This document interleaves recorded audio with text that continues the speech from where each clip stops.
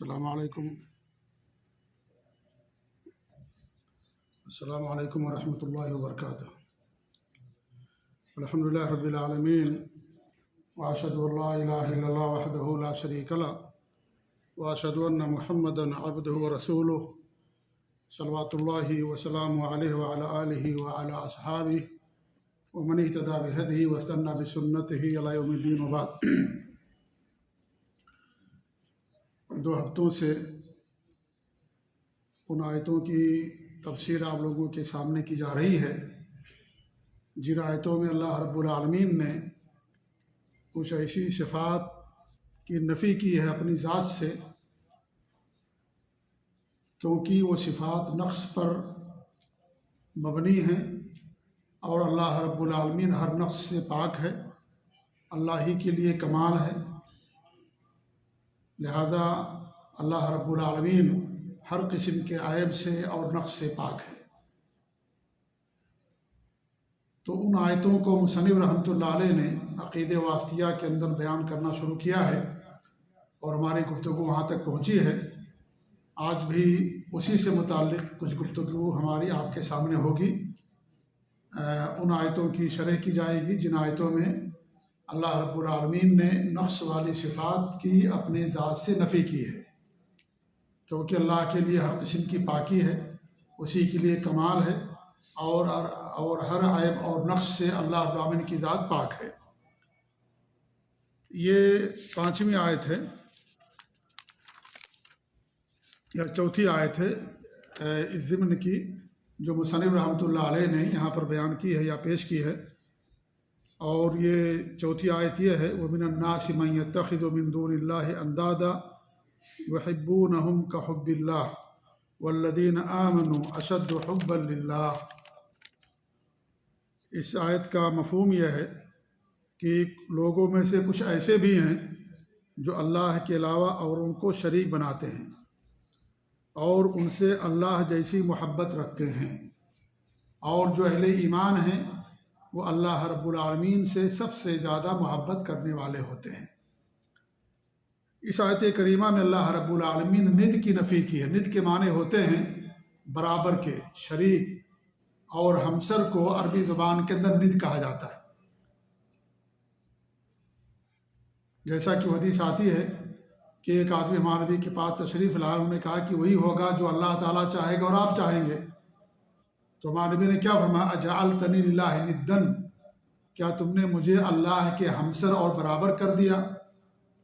ند کے معنی ہوتے ہیں برابر کے، ہمسر کے، اور یعنی دونوں ذات برابر ہوں، اس کو عربی زبان کے اندر ند کہا جاتا ہے۔ تو یہاں اللہ رب العالمین نے اس کی نفی کی ہے، اور کیا فرمایا کہ کچھ لوگ ایسے ہیں جو اللہ کے علاوہ دوسروں کو اللہ کے برابر کرتے ہیں۔ کس چیز میں اللہ کے برابر کرتے ہیں؟ اللہ رب العالمین کی عبادات میں، کیونکہ جو مکہ کے مشرکین تھے وہ اللہ کی ذات پر ایمان رکھتے تھے، اللہ ہی کو خالق اور مالک اور رازق مانتے تھے۔ وہ کن چیزوں میں جو معبودان باطلہ تھے یا اللہ کے ساتھ جن کو پکارتے تھے، وہ عبادات کے اندر اللہ کے برابر سمجھتے تھے۔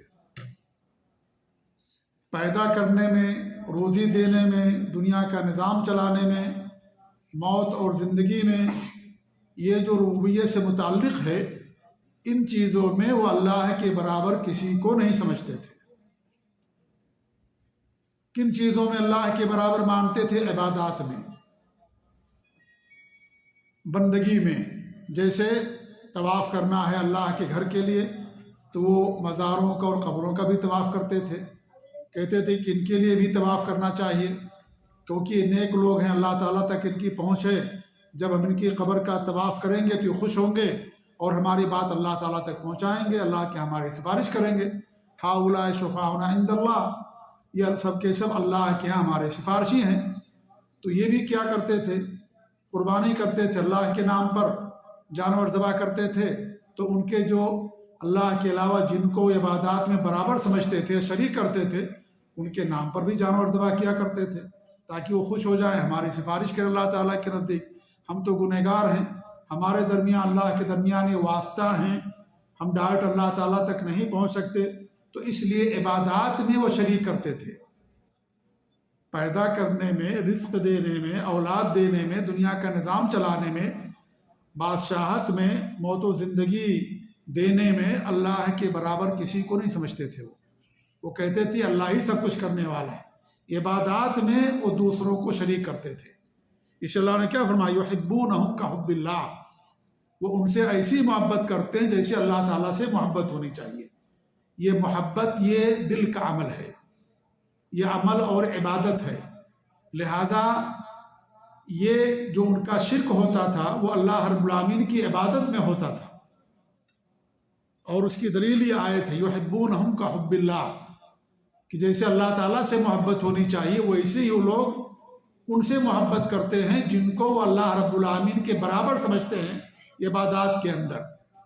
اور عبادات میں سے ایک بات محبت کرنا ہے، اور محبت یہ دین کی بنیاد ہے، دین کی بنیاد اور اساس ہے محبت۔ سب سے زیادہ ہماری محبت اللہ رب العالمین سے ہونا چاہیے۔ اگر یہ محبت انسان کے اندر نہیں ہے تو منافق ہے۔ اسی لیے جو منافقین تھے وہ کلمہ تو پڑھتے تھے، نماز بھی پڑھتے تھے، لیکن ان کے دل کے اندر اللہ تعالیٰ سے محبت نہیں تھی۔ محبت میں ایسا نہیں کرتے تھے وہ، بلکہ وہ خوف میں کرتے تھے کہ اگر ہم ایسا نہیں کریں گے تو ہمیں مار دیا جائے گا، قتل کر دیا جائے گا، اس وجہ سے ایسا کرتے تھے۔ محبت میں اللہ کی محبت ان کے یہاں نہیں پائی جاتی تھی۔ اسی لیے محبت یہ دین کی بنیاد ہے، اوثق ورل ایمان ہے، ایمان کا سب سے مضبوط کڑا ہے یہ۔ جیسا کہ اللہ کے رسول صلی اللہ علیہ وسلم فرماتے ہیں کہ جس آدمی کے اندر 3 خصلتیں پائی گئی اس کے اندر ایمان کی حلاوت پائی جائے گی۔ سب سے پہلی بات ہمارے نبی نے فرمائی کہ جو سب سے زیادہ اللہ اور اس کے رسول سے محبت کرنے والا، اس سے زیادہ کسی کی اس کے دل کے اندر محبت نہ ہو۔ تو جو منافقین تھے مدینہ کے اندر، وہ دین اور رسول اور اللہ کی محبت میں عبادت نہیں کرتے تھے۔ وہ تو اپنی جان بچانے کے لیے عبادت کیا کرتے تھے کہ ہم کلمہ پڑھیں گے تو ہمیں نہیں قتل کیا جائے گا، ہم سے جنگ نہیں کی جائے گی، اس لیے ایسا کرتے تھے۔ تو یہ محبت جو ہے یہ بنیاد ہے ایمان کی، یہ اساس ہے۔ اگر یہ محبت انسان اللہ کے علاوہ کسی اور سے کرتا ہے تو یہ شرک ہوتا ہے۔ اسی لیے محبت کے علماء نے کئی قسمیں بیان کی ہیں۔ ایک محبت تو شرط ہے ایمان کے لیے، بنیاد ہے کہ سب سے زیادہ انسان اللہ تعالیٰ سے محبت کرے، اس کے دین سے محبت کرے، اس کے نبی سے محبت کرے۔ اور اس محبت کی پہچان یہ ہے کہ انسان دین پر عمل پیرا ہو، اللہ اور اس کے رسول کی باتوں پر عمل کرے۔ اللہ نے فرمایا قل ان کنتم تحبون اللہ، آپ ان سے فرما دیجئے اگر تمہیں اللہ تعالیٰ سے محبت ہے تو میرا اتباع کرو، میری پیروی کرو۔ یحببکم اللہ، اللہ تمہیں محبوب بنا لے گا۔ ویغفر لکم ذنوبکم، اور اللہ تمہارے گناہوں کو معاف کر دے گا۔ واللہ غفور رحیم، اللہ معاف کرنے والا اور رحم کرنے والا ہے۔ تو اللہ تعالیٰ سے، نبی سے محبت کی پہچان اللہ اور اس کے رسول کی باتوں پر عمل کرنا، نبی کی اتباع کرنا، نبی کی پیروی کرنا اور نبی کی اطاعت کرنا، شرک اور بدعات اور خرافات سے دوری اختیار کرنا، یہ اللہ اور اس کے رسول سے محبت کی پہچان ہے۔ یہ محبت جو شرط ہے، جو بنیاد ہے ایمان کی، اسلام کی، اس کے بغیر کوئی مومن نہیں ہوگا۔ اس کے دل کے اندر گویا کہ نفاق ہے اگر وہ کوئی کسی اور سے اتنی محبت کرتا ہے جتنی محبت اللہ رب العالمین سے ہونی چاہیے۔ تو یہ سب سے بڑی محبت ہے جو شرط ہے ایمان کے لیے۔ دوسری محبت اس کے برعکس ہے جس کو شرکیہ محبت کہا جاتا ہے، کہ جتنی محبت ہمیں اللہ تعالیٰ سے ہونی چاہیے اتنی محبت انسان غیر اللہ سے کرے، مخلوق سے کرے۔ یہ شرکیہ محبت، کیونکہ گویا کہ آپ نے محبت میں جو عبادت ہے، آپ نے گویا کہ اس مخلوق کو اللہ کے برابر کر دیا آپ نے، جبکہ اللہ تعالیٰ کے کوئی برابر نہیں ہے، نہ خالق ہونے میں، نہ رازق ہونے میں، نہ اس کی عبادات کے مستحق ہونے میں۔ تو اگر آپ اتنی محبت کرتے ہیں جتنی محبت اللہ تعالیٰ سے ہونی چاہیے، جیسا کہ یہ مشرکین کیا کرتے تھے، تو گویا کہ آپ نے ایک مخلوق کو اللہ تعالیٰ کی محبت کے برابر کر دیا۔ جب اللہ کے آپ نے برابر کر دیا تو بڑا شرک ہو جاتا ہے۔ اس لیے جو دل کے اعمال ہیں دل کے اعمال میں بڑا ہی شرک ہوتا ہے۔ اس لیے اگر کوئی انسان اللہ تعالیٰ سے کے علاوہ دوسروں سے اتنی محبت کرے اتنا اللہ تعالیٰ سے محبت کرنی چاہیے، ایسی صورت میں وہ کیا ہے؟ وہ اللہ رب العالمین کے ساتھ شرک کرنے والا ہے۔ تو شرکیہ محبت ہے۔ ایک محبت حرام محبت ہوتی ہے کہ آپ دین پر عمل کرنا چھوڑ دیں دنیا کے خوف سے، نماز چھوڑ دیں، روزہ چھوڑ دیں، حج چھوڑ دیں اور کوئی عبادت چھوڑ دیں، تو یہ حرام ہے شریعت کے اندر۔ یہ شرک تو نہیں ہے لیکن یہ حرام ہے ایسا کرنا کہ آپ نے گویا کہ دین پر اس کو ترجیح دے دیا۔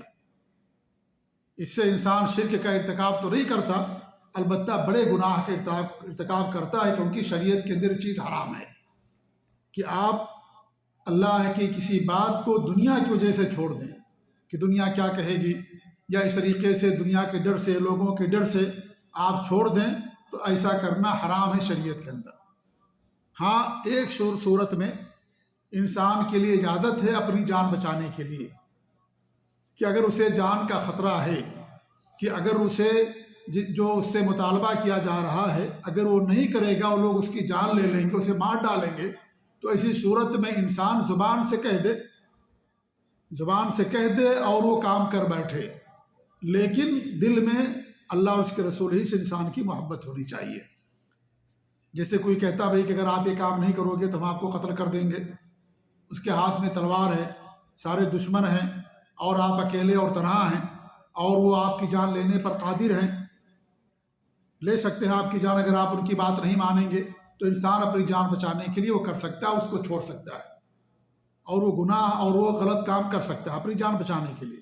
یہاں پر بھی انسان اگر قائم رہے، استقامت کا مظاہرہ کرے، تو یہ اور زیادہ اس کے لیے بہتر ہے۔ لوگ کیا کریں گے؟ آپ کو مار دیں گے، شہید کر دیں گے۔ ایک نہ ایک دن تو سب کو مرنا ہی مرنا ہے۔ آج اگر بچ گئے تو زندگی بھر تھوڑی ہمیشہ کے لیے بچ جائیں گے۔ کچھ سالوں کے بعد، کچھ دنوں کے بعد، کچھ گھنٹے کے بعد بھی ہماری اور آپ کی موت ہو سکتی ہے۔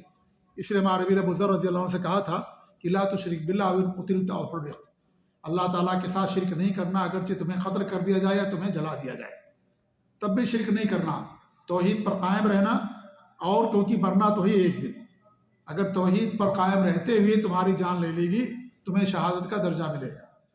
لیکن اگر آج اپنی جان تم نے بچا لیا تو شریعت کے اندر جائز تو ہے یہ چیز، لیکن یہ کہ یہ جو اہل حق ہیں یا اہل قوی ایمان والے ہیں ان کی پہچان نہیں ہے۔ وہ اپنی جان دے دیں گے لیکن توحید کی، دین کی ضرور حفاظت کریں گے وہ، کیونکہ ان کو معلوم ہے کہ ایک نہ ایک دن ہم کو مرنا ہی مرنا ہے، آج نہیں تو کل ہماری موت آئے گی، کسی کے لیے نجگی نہیں ہے۔ تو اگر یہ صورتحال ہو تو انسان اپنی جان بچا سکتا ہے، ورنہ اگر انسان اس چیز کا ارتکاب کرتا ہے اور یعنی دین کو چھوڑ دیتا ہے دنیا کے لیے یا کسی کے خوف میں، تو یہ حرام محبت کا ارتکاب کرتا ہے۔ چوتھی محبت ہوتی طبعی محبت۔ طبعی محبت کے انسان کی طبیعت اور فطرت میں اس چیز کی محبت ڈال دی گئی ہے۔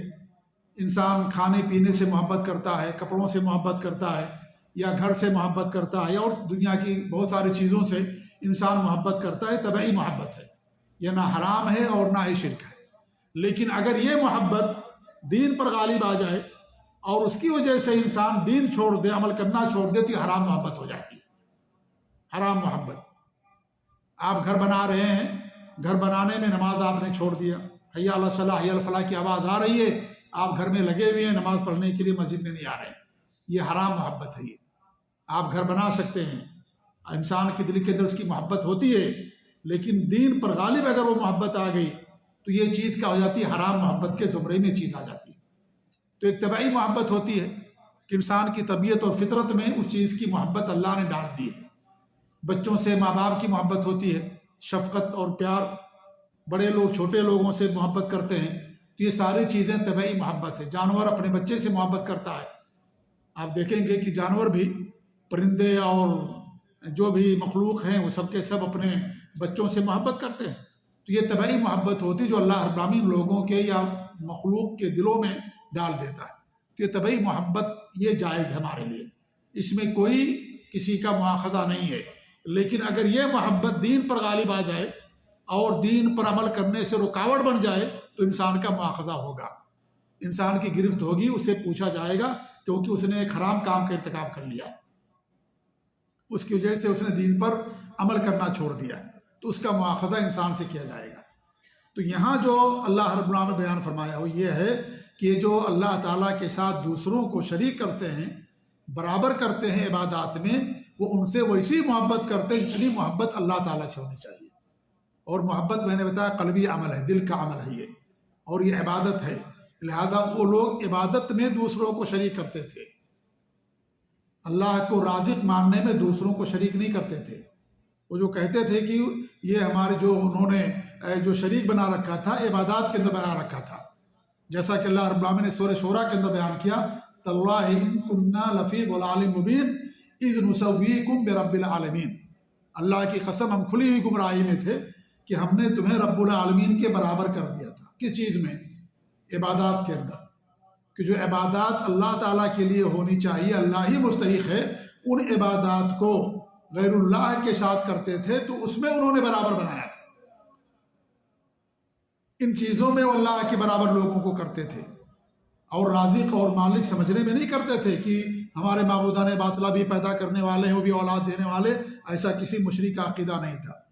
اس لیے جب پریشانیوں میں آتے تھے اللہ کو پکارتے تھے، سب کو چھوڑ دیتے تھے، وہ لوگ کسی اور کو نہیں پکارتے تھے اور اللہ کو پکارتے تھے۔ وہ لوگ جب ان کی کشتیاں بھور میں پھنستی تھیں یا پریشانی میں آتے تھے، اولاد مانگنا ہوتا تھا یا اس طریقے سے بارش طلب کرنا ہوتا تھا، اللہ تعالیٰ سے مانگتے تھے وہ لوگ، کیونکہ وہ جانتے تھے کہ اللہ کے علاوہ کوئی یہ کرنے پر قادر نہیں ہے۔ وہ عبادات میں اللہ کے ساتھ دوسروں کو برابر کرتے تھے یا دوسروں کو شریک سمجھتے تھے۔ تو اللہ فرماتا ہے یہاں پر کہ وہ اتنی محبت ان سے کرتے جتنی اللہ تعالیٰ سے محبت ہونی چاہیے۔ والذین آمنوا اشد حبا للہ، لیکن جو اہل ایمان ہیں وہ سب سے زیادہ اللہ رب العالمین سے محبت کرنے والے، سب سے زیادہ، کیونکہ ان کی محبت دو جگہ نہیں تقسیم ہوتی ہے۔ یہ جو شرک کرنے والے ان کی محبت دو جگہ تقسیم ہوگی، ایک تو اللہ تعالیٰ سے بھی محبت ہے، دوسرے ان لوگوں سے بھی محبت ہے جن کو وہ اللہ تعالیٰ کی عبادت میں برابر کرتے، شریک کرتے، اس لیے محبت ان کی تقسیم ہوگی۔ لیکن اہل ایمان کی یہ محبت تقسیم نہیں ہوتی ہے، کیونکہ یہ محبت سب سے اونچی ہے، سب سے بڑی ہے، یہ دین کی پہچان اور بنیاد ہے، یہ آدمی میں سر کی حیثیت رکھتی ہے۔ اگر آدمی میں سر نہ ہو تو کسی آدمی کا تصور نہیں ہے۔ یہ روح اور جان کی حیثیت رکھتی ہے، یہ جڑ اور بنیاد کی حیثیت رکھتی ہے۔ اسی لیے علماء نے اس کی مثال دی ہے کہ محبت کی مثال جانور میں سر کی طریقے سے ہوتی ہے، اور امید اور خوف کی مثال جانور کے اندر دو پروں کی ہوتی ہے۔ اگر سر نہ ہو چڑیے کے اندر تو چڑیے کا وجود نہیں، چڑیا مر جائے گی۔ آدمی کے اندر سر نہ ہو، آپ کسی گلا اور سر کاٹ دیں تو ظاہر بات ہے وہ انسان مر چکا۔ یعنی گویا کہ جس کے اندر یہ محبت نہ ہو، گویا کہ اس کے اندر دین ہی نہیں ہے، اس کے اندر ایمان ہی نہیں ہے، جیسا کہ منافقین تھے، وہ اللہ تعالیٰ سے ان کو محبت نہیں تھی، نبی سے اور رسول سے محبت نہیں تھی، اس لیے جب کوئی تکلیف پہنچتی تھی مسلمانوں کو خوش ہوتے تھے، وہ خوش ہو جاتے تھے مسلمانوں کو تکلیف پہنچتی تھی، تو انہیں نہ اللہ سے محبت تھی نہ دین سے محبت تھی، اس لیے اپنی جان بچانے کے لیے زبان سے کلمے کا اقرار انہوں نے کر رکھا تھا۔ تو محبت کی مثال سر کی ہوتی ہے، اور خوف اور امید کی مثال علماء نے دی ہے جانور کے دو پر کی طریقے سے ہوتی ہے۔ اگر کسی جانور کے پاس ایک ہی پر ہو، چڑیے کے پاس، تو کیا وہ چڑیا اڑ پائے گی؟ نہیں اڑ پائے گی، دو اس کے پاس پر ہونے چاہیے۔ ایسے خوف اور امید ہے۔ امید کا مطلب یہ ہوتا ہے کہ انسان اللہ تعالیٰ کی ذات سے امید رکھے کہ میں جو عبادت کرتا ہوں اللہ تعالیٰ اسے قبول کرے گا، اللہ تعالیٰ مجھے اس پر اجر اور ثواب دے گا۔ اور خوف کا مطلب یہ ہوتا ہے کہ اگر میں اللہ تعالیٰ کی بات نہیں کروں گا تو اللہ تعالیٰ مجھے سزا دے گا۔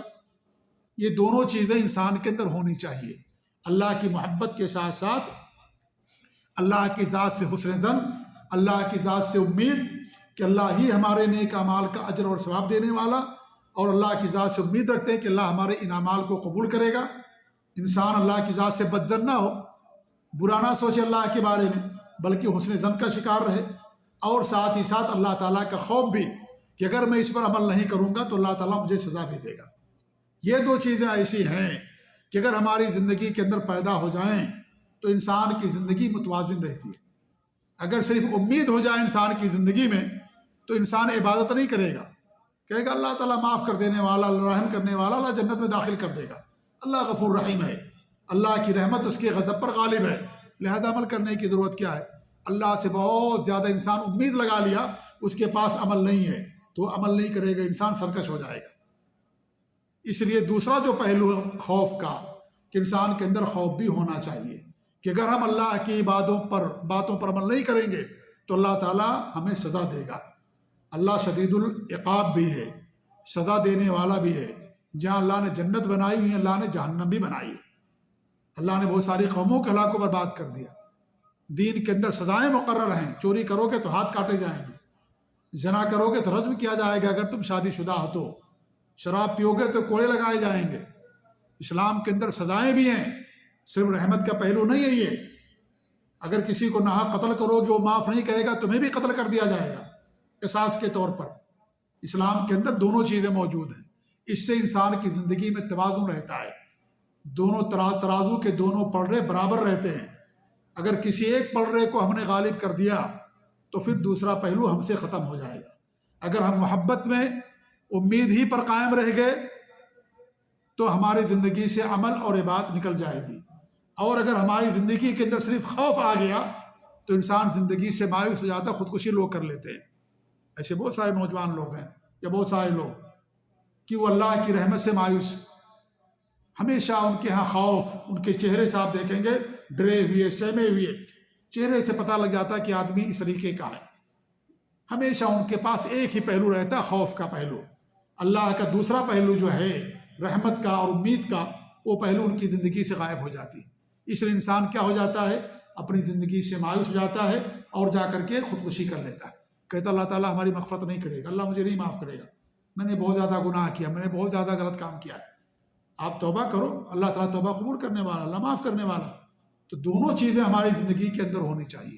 اگر دونوں چیزیں رہیں گی تو انسان کی زندگی توازن کے ساتھ، سکون اور اطمینان کے ساتھ گزرے گی۔ کوئی ایک چیز غائب ہو گئی تو جیسے چڑیا نہیں اڑ سکتی ہے ایک پر کے ساتھ، ایسی ہماری زندگی نہیں چل سکتی ہے۔ دونوں پہلو ہونا چاہیے۔ عبادت کریں، اگر غرور آ جائے، گھمنڈ آ جائے تو یہ سوچیں کہ اللہ تعالیٰ عذاب بھی دینے والا ہے۔ اللہ سے امید رکھیں کہ اللہ ہماری بات کو قبول کرے گا۔ کہیں کمی ہو جائے، غلطی ہو جائے، گناہ ہو جائے، یہ سوچیں کہ اللہ معاف بھی کرنے والا، یہ نہیں کہ اللہ ہم کو نہیں معاف کرے گا، اللہ ہم کو جہنم میں داخل کرے گا، اب تو میں مر جاؤں گا، میرے ساتھ یہ معاملہ ہو جائے گا۔ یہ چیز کہنا کرنا، یہ چیزیں غلط ہیں۔ تو یہ تین چیزیں ہوتی ہیں، تو محبت جو جان ہے، بنیاد ہے دین کی، ایمان کی، اور اس کے بعد دو چیزیں اور ہماری زندگی کے اندر، ایک تو خوف اور ایک محبت۔ خوارج جو ہے ان کے یہاں صرف خوف پایا جاتا ہے، اور جو مرجیہ ہیں، مرجیہ کہتے ہیں ان لوگوں کو جنہوں نے عمل کو مؤخر کر دیا، وہ کہتے ہیں کلمہ پڑھ لیا کافی ہے، عمل کی ضرورت نہیں ہے، تو ان کے ہاں عمل نہیں پایا جاتا ہے۔ وہ بہت زیادہ اللہ کی ذات سے امید کہ اللہ سب معاف کر دے گا، خلاص کلمہ پڑھ لیا ہمیں اللہ سب معاف کر دے گا، اور گناہ پر گناہ کرتے جاتے ہیں۔ تو دونوں چیزیں غلط ہیں، دونوں سلف صالحین کا منہج نہیں ہے۔ سلف صالحین کا منہج یہ ہے کہ تینوں چیزیں ہماری زندگی کے اندر ہونی چاہیے۔ محبت تو بنیاد ہے، اور خوف اور امید دونوں ہونی چاہیے، کیونکہ اللہ تعالیٰ جہاں کیا نام ہے اجر دینے والا ہے، اللہ رب العالمین انہیں لوگوں کو سزا بھی دینے والا اور عقاب بھی دینے والا۔ تو اس آیت کریمہ میں اللہ رب العالمین نے جس بات کی نفی کی، ند کی نفی کی ہے کہ اللہ کے کوئی ہمسر نہیں ہے، عبادات میں نہ بھی، نہ ذات اور صفات میں، نہ اعمال اور افعال میں، کسی میں بھی اللہ رب العالمین کے کوئی برابر نہیں۔ تو مکہ کے مشرکین یا اور لوگ جو عبادات میں اللہ کو کے برابر دوسروں کو سمجھتے تھے، اس میں بھی اللہ رب العالمین نے اس بات کی نفی کی ہے۔ پانچویں آیت جو مصنف نے پیش کی ہے وہ یہ ہے، اللہ تعالیٰ کے ارشاد ہے وَقُلِ الْحَمْدُ لِلَّهِ الَّذِي لَمْ يَتَّخِذْ وَلَدًا وَلَمْ يَكُنْ لَهُ شَرِيكٌ فِي الْمُلْكِ وَلَمْ يَكُنْ لَهُ وَلِيٌّ مِّنَ الذُّلِّ وَكَبِّرْهُ تَكْبِيرًا۔ یہ سورہ اسراء کی آیت نمبر 111۔ اس سے پہلے کی جو آیت تھی وہ آیت تھی سورہ بقرہ کی آیت نمبر 165۔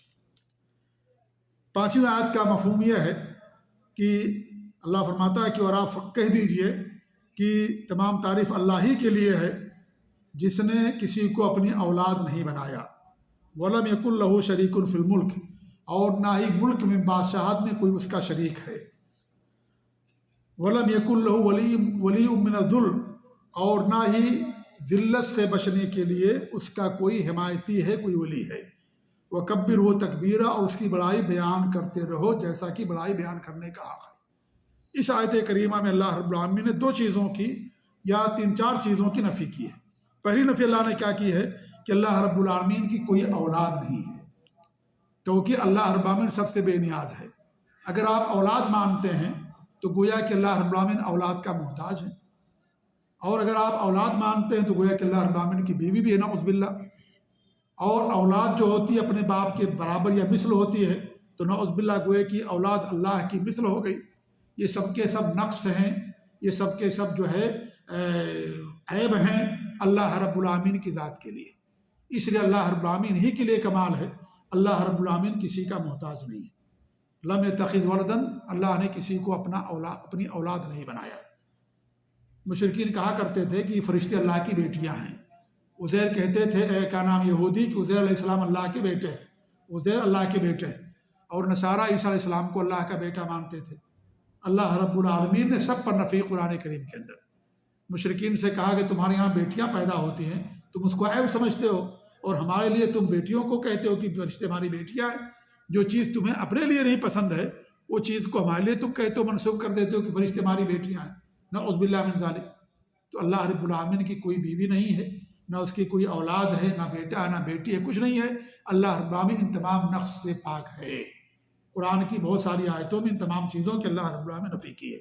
دوسری نفی جو اللہ نے کی ہے کہ ملک اور بادشاہت میں کوئی اللہ کا شریک نہیں ہے۔ دنیا کا نظام چلانے میں، دنیا کا نظام چلانے میں اور اس طریقے سے پیدا کرنے میں، ان تمام چیزوں میں اللہ رب العالمین کا کوئی شریک نہیں ہے۔ اور یہ مکہ کے مشرک بھی اس بات کو مانتے تھے۔ ملک کا مطلب ہے بادشاہت، نظام چلانے میں، تدبیر کرنے میں، ان تمام چیزوں میں اللہ رب العالمین کوئی شریک نہیں۔ اور یہ باتیں مکہ کے مشرک بھی مانتے تھے۔ وہ کس میں شریک کرتے تھے؟ عبادات میں اللہ کے برابر کرتے تھے، جی ہاں، ورنہ ان تمام چیزوں میں اللہ رب العالمین کا کسی کو برابر نہیں مانتے تھے۔ تیسری بات اللہ نے فرمائی وَلَمْ يَكُنْ لَهُ وَلِيٌّ مِّنَ الذُّلِّ، ذلت سے بچانے کے لیے اللہ رب العالمین کا کوئی ولی نہیں ہے۔ یعنی اللہ رب العالمین کے لیے ذلت نہیں ہے، نعوذ باللہ۔ اللہ کے لیے عزت ہے۔ اللہ کا ایک نام العزیز، اللہ غالب ہے، غلبے والا۔ وَلِلَّهِ الْعِزَّةُ وَلِرَسُولِهِ وَلِلْمُؤْمِنِينَ، اللہ ہی کے لیے عزت ہے، اس کے رسول کے لیے اور مومنوں کے لیے عزت ہے۔ اللہ ہی کے لیے عزت ہے، دنیا میں عزت دینے والا اللہ ہی ہے۔ وَتُعِزُّ مَن تَشَاءُ وَتُذِلُّ مَن تَشَاءُ، اللہ تعالیٰ تو جس کو چاہے عزت دے اور جس کو تو چاہے ذلت دے۔ لہذا کسی بھی نقص سے بچانے کے لیے یا اس طریقے سے کسی ناتوانی سے، کمزوری سے اور ذلت سے بچانے کے لیے نعوذ باللہ اللہ رب العالمین کوئی ولی اور اس کا کوئی حمایتی نہیں ہے، کیونکہ اللہ رب العالمین کے لیے نقص ہی نہیں ہے، اللہ کے لیے ذلت نعوذ باللہ ہی نہیں ہے۔ اللہ رب العالمین کے لیے تو کمال ہی کمال ہے، عزت ہی عزت اللہ رب العالمین کے لیے۔ دنیا اللہ کے ہی حکم سے چلتی ہے، دنیا کا سارا نظام اللہ تعالیٰ کے حکم سے چلتا ہے، اس سے بڑی عزت اور کیا ہو سکتی ہے؟ دنیا کا خالق اور مالک اللہ کے علاوہ سب مخلوق ہیں، اللہ ہی خالق و مالک ہے۔ لہذا اللہ رب العالمین کا کوئی ولی نہیں ہے کہ اللہ رب العالمین کا کوئی ولی ہو۔ ہاں، اللہ کے ولی نیک بندے ہوتے ہیں، وہ نیک بندے جو متقی ہیں، توحید پر قائم رہنے والے، نبی کی سنتوں کی پیروی کرنے والے، وہ اللہ کے ولی ہیں۔ ولی کے معنی ہوتے ہیں قریب۔ اسے جب شادی ہوتی ہے تو ولی ڈھونڈتے ہیں بچی کا، کہ بچی کا ولی کون ہے، کیونکہ بچی کے سب سے زیادہ قریب اس کا باپ ہوتا ہے، اس لیے باپ ولی ہے۔ باپ نہیں ہے تو پھر بیٹا ہوگا، یا اس طریقے سے چچا ہوں گے اور پھر دور کے لوگ ہوں گے، اس طریقے سے ہوتا ہے۔ تو ولی کے معنی ہوتے قریب ہونے کے۔ اب اللہ کے کون قریب ہوگا؟ جو اللہ کی باتوں پر عمل کرنے والا ہوگا، جو توحید پر ہوگا، جس کے پاس ایمان قوی ہوگا، جو شرک اور بدعات سے بچنے والا ہوگا، متقی پرہیزگار ہوگا، نبی کی سنتوں اور تعلیمات پر عمل کرنے والا ہوگا، وہی اللہ کا ولی بندہ ہے۔ یہ ولی کوئی وہ چیز نہیں ہے کہ ولایت خاندانی چیز ہے۔ ہمارے ہاں ولایت خاندانی سمجھاتا ہے، مجاور ہیں مزار کے، جو بھی ہوں گے سب کو لوگ ولی مانیں گے۔ قبروں پر، مزاروں پر، درگاہوں پر جو ہے شرک کرتے ہیں، بدعات و خرافات سمجھتے ہیں، لوگ انہی کو ولی سمجھتے ہیں۔ حالانکہ وہ شیطان ہیں ولی، لیکن شیطان کے ولی ہیں وہ، کیونکہ دو طرح کے ولی ہوتے ہیں، ایک اللہ کے ولی اور ایک شیطان کے ولی۔ جو جس کے قریب ہوگا اسی کا ولی مانا جائے گا نا بھائی، ہیں؟ ولی کے معنی قریب کے ہوتے ہیں۔ شیطانوں کا عمل کریں گے، شرک بدعات خرافات کریں گے، ظاہر بات اب شیطان آپ کا ولی ہوگا، شیطان آپ کا ولی ہوگا۔ اور اگر آپ توحید پر ہوں گے، سنت پر ہوں گے، شرک و بدعات سے دوری اختیار کریں گے تو آپ اللہ تعالیٰ کے ولی ہوں گے۔ اللہ ولی الذین آمنوا، اللہ ان لوگوں کا ولی ہے جو کیا ہے، جو ایمان والے ہیں۔ آپ اللہ کے ولی ہوں گے، آپ کا اللہ ولی ہوگا، اللہ آپ کا مددگار ہوگا۔ لہذا ولی دو طرح کے ہوتے ہیں، ایک اچھا ولی، نیک ولی، متقی موحد ولی، اور ایک ولی جو برا ہوتا ہے، جو شیطان کا ولی ہوتا ہے۔ اور دونوں طرح کے ولی کا ذکر اللہ رب العالمین نے قرآن کے اندر کیا ہے کہ شیطان کے بھی ولی ہوتے ہیں اور جو ہے اللہ کے بھی ولی ہوتے ہیں۔ لہذا لفظ ولی سے دھوکہ نہیں کھانا چاہیے۔ یہ لفظ ولی کوئی مقدس اور زمزم سے دھلا ہوا لفظ نہیں ہے یہ کہ آپ نے ولی کہہ دیا تو ہاں مان لے کہ بہت پارسا، بہت نیک، بہت اچھا انسان نہیں۔ یہ دیکھا جائے گا کس کا ولی ہے، وہ کس کے زیادہ قریب ہے، وہ اللہ کے قریب ہے یا شیطانوں کے قریب ہے، یہ دیکھا جائے گا۔ قرآن کی جو آیت ہے سورہ یونس کی، الا ان اولیاء اللہ لا خوف علیہم ولا هم يحزنون الذین آمنوا وكانوا يتقون، یہ پوری 2 آیتیں ہیں۔ تو ہمارے یہاں مزاروں پر وہ آیت لکھی رہتی ہے، الا ان اولیاء اللہ لا خوف علیہم ولا هم يحزنون۔